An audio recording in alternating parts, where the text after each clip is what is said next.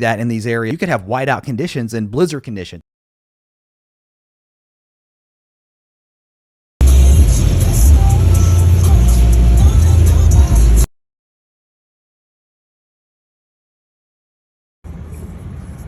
Outside of Kentucky, we got caught in the whiteout. Stopped at one town, all 4 gas stations, no fuel. Made it to another town with fuel. We took a 3 HR break. Back on the road at 6 a.m. Made it to Southern IL. Or another one. Car number 5? Huh? No, car number 6. Truck number 2. Semi truck number 2.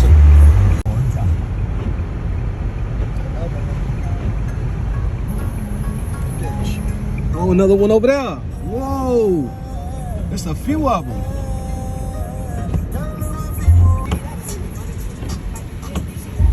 Another one. Not even a quarter mile away. Another one. Matter of fact, that was the dude that just passed us. Heck nah. And wow.